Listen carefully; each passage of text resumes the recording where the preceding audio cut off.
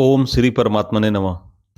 आज हम गीता के 51वें श्लोक का अर्थ सहित श्रवण करेंगे। कर्मजं बुद्धियुक्ता ही फलम त्यक्त्वा मनीषिणः जन्मबंध विनिर्मुक्ता पदम गच्छन्त्यनामयम्। अर्थात कारण की समता युक्त बुद्धिमान साधक कर्मजन्य फल का अर्थात संसार मात्र का त्याग करके जन्मरूप बंधन से मुक्त होकर निर्विकार पद को प्राप्त हो जाते हैं। व्याख्या।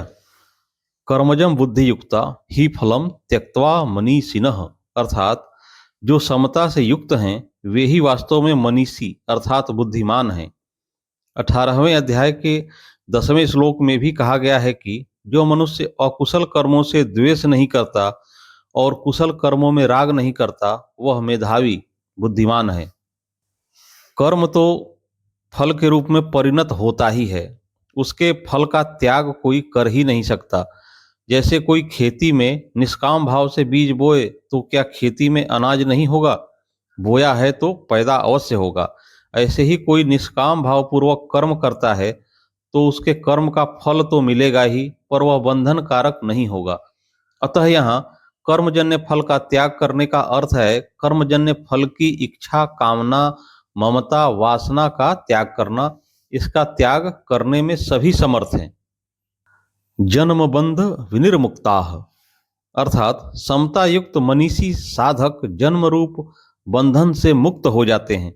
कारण कि समता में स्थित हो जाने से उनमें राग, द्वेष, कामना, वासना, ममता आदि दोष किंचिन मात्र भी नहीं रहते। अतः उनके पुनर्जन्म का कारण ही नहीं रहता।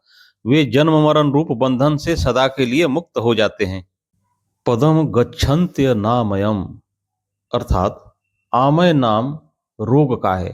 रोग एक विकार है जिसमें किंचिन मात्र भी किसी प्रकार का विकार न हो, उसको अनामय अर्थात निर्विकार कहते हैं। समता युक्त मनीषी लोग ऐसे निर्विकार पद को प्राप्त हो जाते हैं। इसी निर्विकार पद को 15वें अध्याय के 5वें श्लोक में अव्यय पद और 18वें अध्याय के 56वें श्लोक में शाश्वत अव्यय पद नाम से कहा गया है। यद्यपि गीता में सत्वगुण को भी अनामय कहा गया है, पर वास्तव में अनामय निर्विकार तो अपना स्वरूप अथवा परमात्म तत्व ही है, क्योंकि वह गुणातीत तत्व है जिसको प्राप्त होकर फिर से किसी को जन्म मरण के चक्कर में नहीं आना पड़ता। परमात्म तत्व की प्राप्ति में हेतु होने से भगवान के सत्वगुण को भी अनामय कह दिया गया है। अनामय पद को प्राप्त होना क्या है? प्रकृति विकारशील है तो उसका कार्य शरीर संसार भी विकारशील है। स्वयं निर्विकार होते हुए भी जब यह विकारी शरीर के साथ तादात्म्य कर लेता है तब यह अपने को भी विकारी मान लेता है। परंतु जब यह शरीर के साथ माने हुए संबंध का त्याग कर देता है तब इसको अपने सहज निर्विकार स्वरूप का अनुभव हो जाता है। इस स्वाभाविक निर्विकारता का अनुभव होने को ही यहाँ अनामय पद को प्राप्त होना कहा गया है। इस श्लोक में बुद्धि युक्ता और मनीषिणः पद में बहुवचन देने का तात्पर्य है कि जो भी समता में स्थित हो जाते हैं वे सबके सब अनामय पद को प्राप्त हो जाते हैं, मुक्त हो जाते हैं। उनमें से कोई भी बाकी नहीं रहता। इस तरह समता अनामय पद की प्राप्ति का अचूक उपाय है। इससे यह नियम सिद्ध होता है कि जब उत्पत्ति विनाशील पदार्थों के साथ संबंध नहीं रहता तब स्वतः सिद्ध निर्विकारता का अनुभव हो जाता है। इसके लिए कुछ भी परिश्रम नहीं करना पड़ता, क्योंकि उस निर्विकारता का निर्माण नहीं करना पड़ता, वह तो स्वतः स्वाभाविक ही है। परिशिष्ट भाव। कर्मों में योग ही कुशलता क्यों है?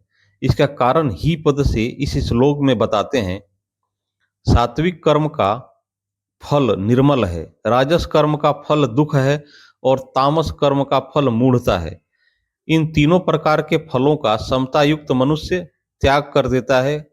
कर्मजन्य फल के त्याग के दो अर्थ हैं, फल की इच्छा का त्याग करना और कर्मों के फलस्वरूप अनुकूल प्रतिकूल परिस्थिति प्राप्त होने पर सुखी दुखी न होना।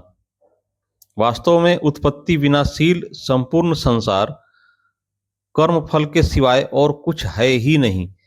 कर्म फल का त्याग कर दें तो फिर कोई भी बंधन बाकी नहीं रहता। मनीषी शब्द का अर्थ है बुद्धिमान। पूर्व श्लोक के अनुसार समता पूर्वक कर्म करना ही बुद्धिमता है। सबुद्धिमान मनुष्येषु पदम गच्छन्त्य नामयम। गच्छन्ति पद के तीन अर्थ होते हैं, ज्ञान होना, गमन करना और प्राप्त होना। यहाँ निर्विकार पद की प्राप्ति का अर्थ है जन्म मरण से रहित पने का, और निर्विकार पद की स्वतः सिद्ध प्राप्ति का ज्ञान हो जाना। कारण कि नित्य निवृत्ति की ही निवृत्ति होती है और नित्य प्राप्त की ही प्राप्ति होती है। इस श्लोक से यह सिद्ध होता है कि कर्म योग मुक्ति का, कल्याण प्राप्ति का स्वतंत्र साधन है। कर्म योग से संसार की निवृत्ति और परमात्मा तत्व की प्राप्ति दोनों हो जाते हैं। नारायण नारायण नारायण। अगली वीडियो में हम गीता के क्रमशः श्लोकों का अर्थ सहित श्रवण करेंगे। कृपया इस चैनल को सब्सक्राइब कर लें ताकि कोई भी वीडियो मिस ना हो, और यदि वीडियो अच्छी लगी हो तो लाइक करना ना भूलें। आप सभी को प्रणाम।